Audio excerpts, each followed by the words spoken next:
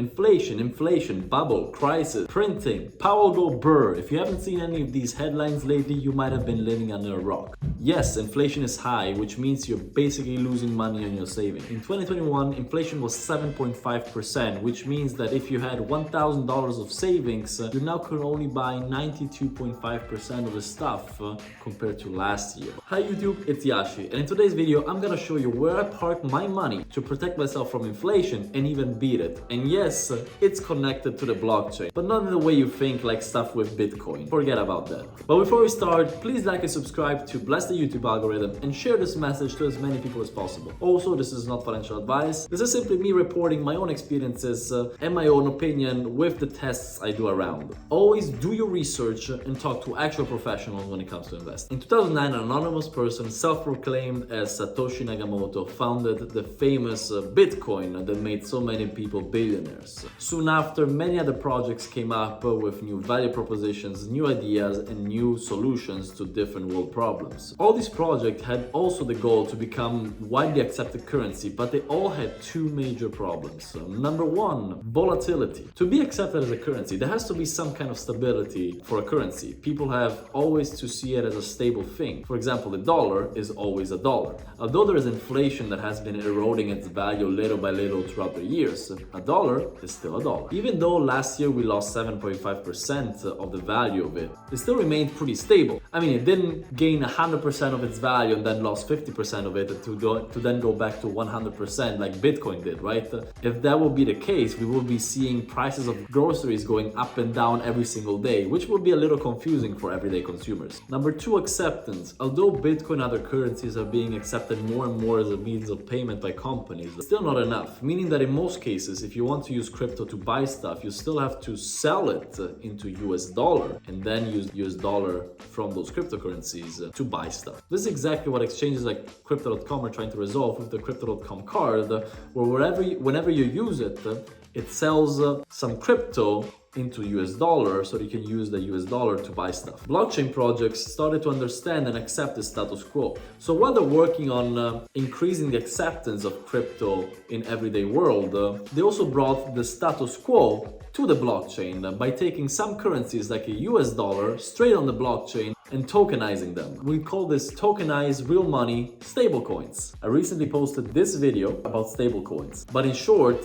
these are coins that are pegged to a US dollar. Pegged means that the price of a stablecoin, specifically if you want to make an example, US dollar coin, USDC, will always follow the cost of a dollar. So one US dollar coin will always be one US dollar, and it will always be backed by US dollar, because every time you buy a US dollar coin, that dollar you use to buy it is put in a safety vault and left there to basically back the stable coin that you just bought. Now here is where it gets really cool. Well, the US dollar as a currency, so the paper money we use, requires bank and centralized institutions to keep the whole system working, running, and safe through data protection protocols, programs, and government laws. Stable coins just require a system that we call proof of stake. I will not get into the details of it, but here's a video by another very good YouTuber, giving him a shout out about how staking works. Every owner and user of stablecoins can provide proof of stake through apps like Coinbase, or in my case, Crypto.com, and the blockchain, in exchange for you providing proof of stake and increasing the safety of the blockchain, rewards you with more stable. You might be asking, but how much are you rewarded? Well, in some cases, up to 20%. That is basically twice the interest you get on average by the stock market on something that is the equivalent of a savings account just in crypto. That's crazy. Not only I get to beat inflation, but I also get to make money on top of that on a savings account. That is amazing to me, honestly. Now the 20% you can get with more difficult systems that require some more knowledge about the blockchain. But what I get with Crypto.com is 10%, which is still above inflation and still gives me some extra return on, again, something that is basically the crypto equivalent of a savings account. And by the way, you can get $25 worth of crypto by opening up a Crypto.com account with the link down below and following the instructions. As I said, Crypto.com will pay you less, namely 10% a year, but it's a very quick and very user-friendly process. You just log into the app,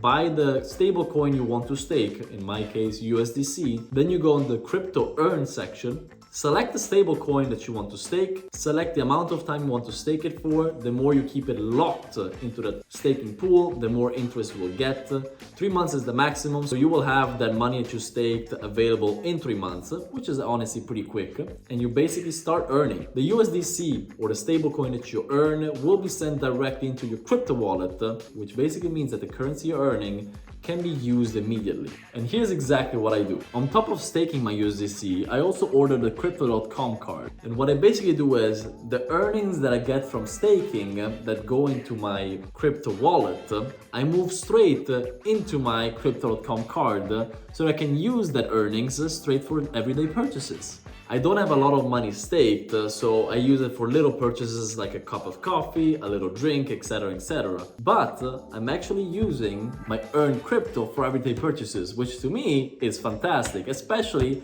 as I started getting into crypto just 2 years ago, and I thought something like this will be unthinkable of in the short-term future. Well, 2 years ahead and I'm already using it. It's crazy to me. I hope this video gives you some curiosity about this alternative to a savings account in an environment that is still new and very unknown, namely the crypto environment. Again, this is not financial advice, and I strongly say to do your research because this is very interesting. If you have any questions or any suggestions, please leave a comment and I will respond to you as soon as possible. If you would like me to do some deeper dive into specific staking projects, leave a comment and I might do a video in response to that. Thank you for watching. Ciao.